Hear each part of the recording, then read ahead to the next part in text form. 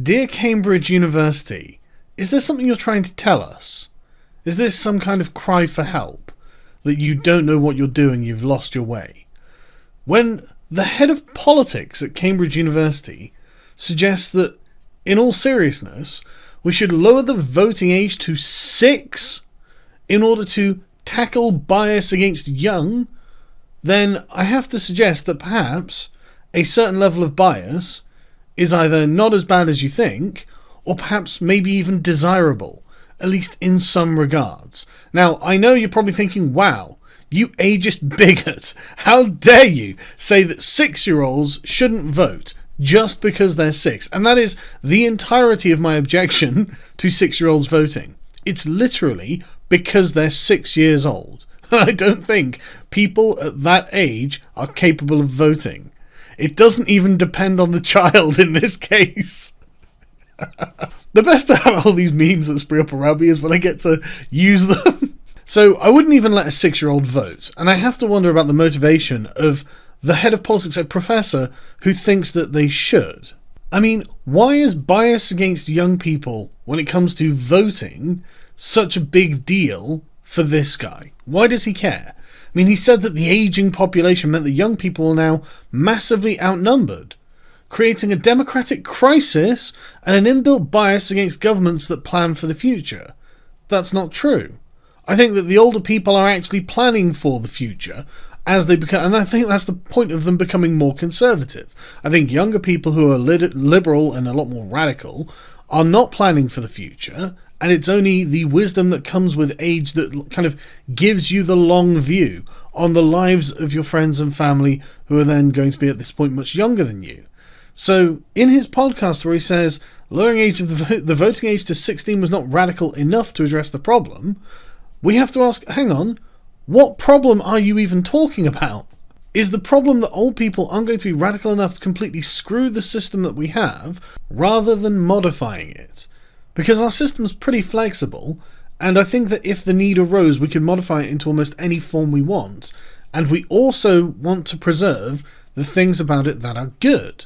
He said, I would lower the voting age to 6, not 16. This is a real article, right? I'm serious about that.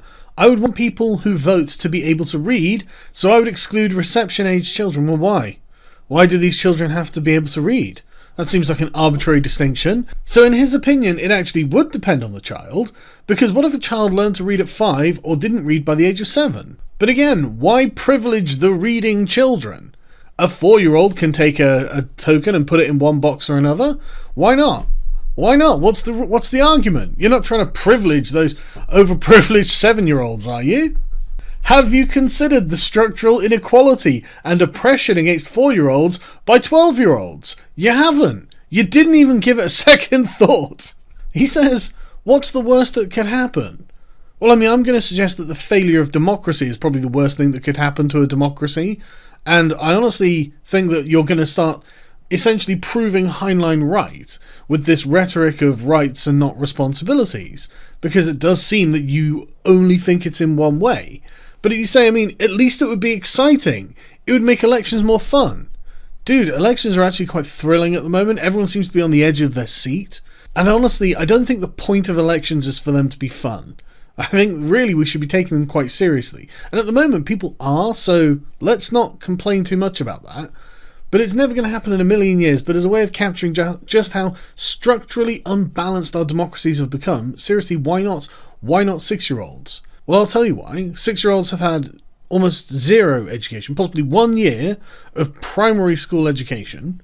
They still pee themselves from time to time, and often they need a nap, especially if they went to bed late the previous evening at, say, 8 o'clock rather than 7 o'clock. That's why, you ridiculous buffoon.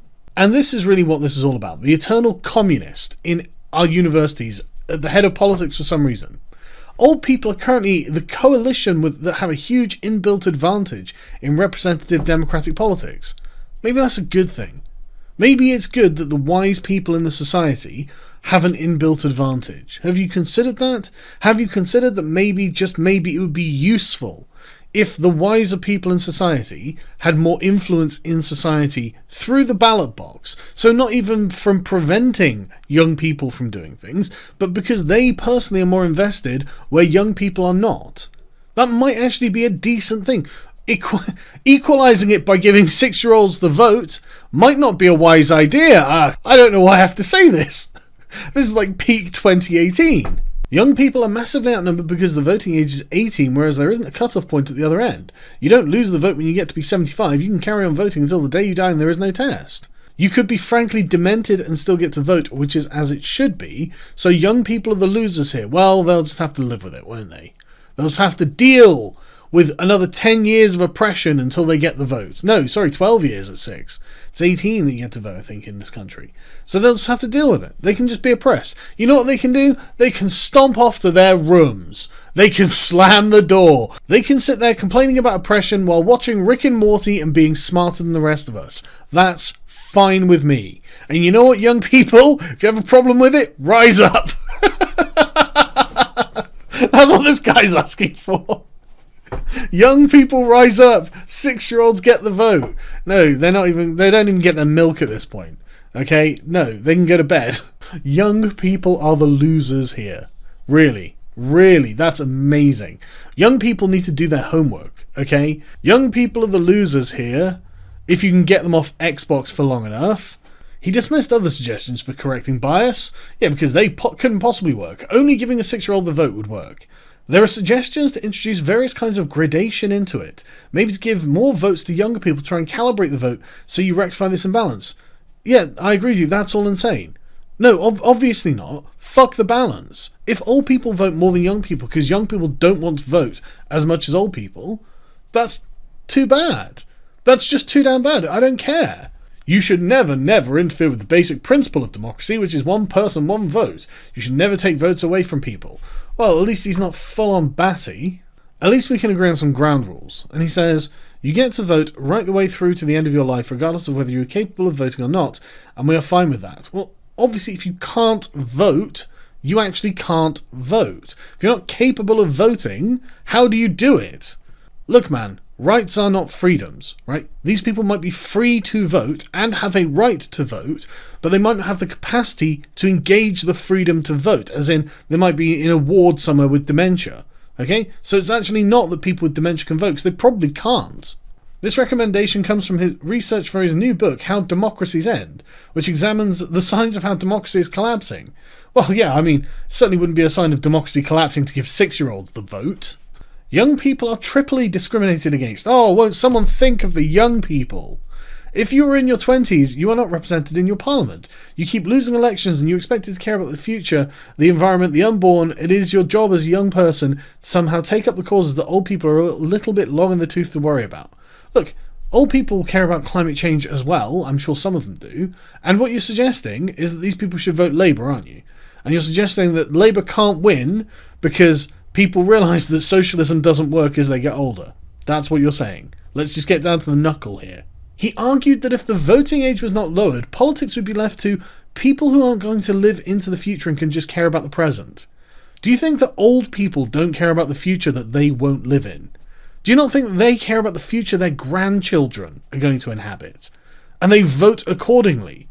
Because they think that the grandchildren, if left to run wild, might fuck it up somehow. And of course, this is a reflection of Brexit, which they think wouldn't have happened had there been a radically lower voting age. Probably because children are easy to propagandise. I know, I have children, I propagandise them all the time. Usually about why it's beneficial to eat their greens. But in this case, I could propagandise them about Labour if they're going to be voting soon.